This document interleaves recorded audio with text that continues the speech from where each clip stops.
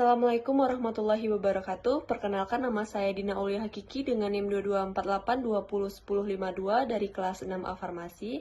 Baik, di sini saya akan menjelaskan beberapa ringkasan materi mata kuliah nutraceutical dengan dosen pengampu Bapak Hari Ade Saputra MSI. Berikut penjelasannya. Pendahuluan. Nutraceutical sendiri adalah istilah yang berasal dari gabungan kata nutrisi dan farmasetikal yang merujuk pada produk atau komponen pangan yang memiliki manfaat kesehatan melebihi fungsi nutrisi dasar makanan. Produk ini dapat berupa makanan, minuman, atau suplemen yang mengandung senyawa bioaktif yang dapat membantu mencegah, mengelola, atau bahkan mengobati penyakit tertentu. Komposisi makanan telah terbukti secara ilmiah dapat menyebabkan atau menyembuhkan penyakit yang berkaitan dengan gaya hidup. Terdapat 3 faktor yang akan mempengaruhi kerja nutraceutika dalam tubuh. Faktor yang pertama itu variabilitas dosis yang dikonsumsi dalam makanan akibat faktor-faktor jenis kelamin, usia, lingkungan, dan juga lain-lainnya.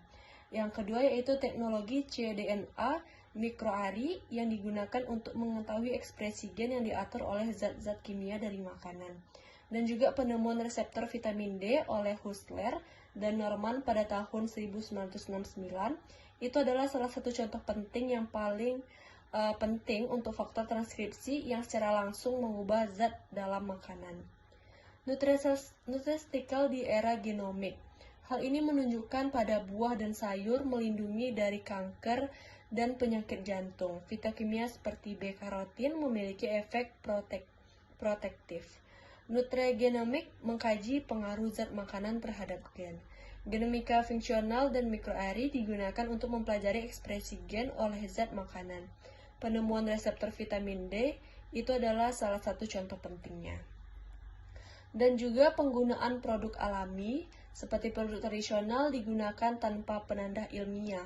Diperlukan standarisasi, integrasi dengan pendekatan ilmiah, dan pengembangan suplemen makanan. Dan fitokimia adalah senyawa kompleks dalam tanaman yang memiliki efek antioksidan. Contohnya itu klorofil pada sayur hijau. Dan juga beta-karotin diubah menjadi vitamin A. Dan juga A-karotin juga berfungsi sebagai antioksidan kuat. Dan juga ada likopen ditemukan pada tomat dan tidak bisa disintesis oleh tubuh. Yang kedua itu ada kerusakan bahan pangan. Kerusakan bahan pangan adalah perubahan fisik, kimia, dan biologi pada bahan pangan yang menyebabkan penurunan mutu, kehilangan nilai gizi, perubahan rasa, aroma, warna, bahkan munculnya zat berbahaya, sehingga bahan tersebut tidak layak dikonsumsi. Ada beberapa faktor yang mempengaruhi kerusakan pada bahan pangan atau makanan. Faktor yang pertama itu ada faktor fisik. Hal ini dapat kita lihat pada suhu tinggi, benturan, atau kekeringan. Selanjutnya faktor kimia, itu misalnya oksidasi lemak, terus juga pencoklatan non-enzimatis. Selanjutnya faktor biologis, itu misalnya aktivitas bakteri, jamur, dan juga kapang. Selanjutnya faktor enzimatis, itu misalnya reaksi enzim di dalam bahan itu sendiri. Tanda-tanda kerusakan ini dapat kita lihat pada perubahan warnanya, itu misalnya buah menjadi coklat atau daging jadi kehijauan. Terus juga teksturnya berubah, muncul bercak seperti bercak hitam atau jamur di permukaan bahan. Dan juga bau tidak sedap, misalnya bau asam, busuk, atau tengi. Selanjutnya ada rasanya berubah dan juga produksi gas. Kadang ada kemasan yang menggembung karena gas hasil aktivitas mikroba. Dan juga ada beberapa penyebab kerusakan ini pada mikroorganisme, itu contohnya pada bakteri, jamur, kapang, tumbuh di bahan pangan. Mereka ini menguraikan zat makanan menyebabkan bau busuk, lendir, dan perubahan rasa. Dan juga karena faktor enzim alami dalam bahan menyebabkan reaksi, misalnya buah jadi terlalu matang atau busuk. Dan juga karena serangga dan hama seperti kumbang, engat, rayap bisa merusak bahan kering, itu misalnya pada beras dan gandum.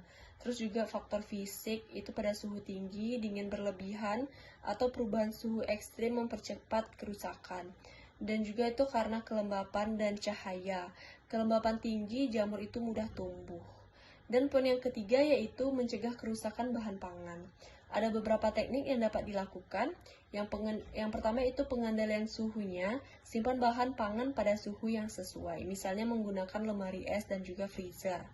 Yang kedua, pengaturan kelembapan, simpan di tempat kering untuk mencegah jamur, gunakan kemasan kedap udara atau silika gel. Poin yang ketiga itu pengemasan yang tepat, gunakan kemasan vakum, kaleng, atau plastik kedap udara, dan juga jaga kebersihannya. Dan juga pengawetan, gunakan teknik pengawetan seperti pendinginan, pengeringan, pengalengan, fermentasi, dan juga penggunaan bahan pengawet alami. Itu contohnya pada garam, gula, dan cuka. Dan juga pengendalian waktu simpan, gunakan prinsip FIFO, yaitu freeze in, freeze out. Bahan yang masuk duluan harus digunakan duluan. Dan poin yang terakhir yaitu perlindungan dari hama, simpan dalam wadah tertutup, gunakan perangkap atau pestisida alami bila perlu.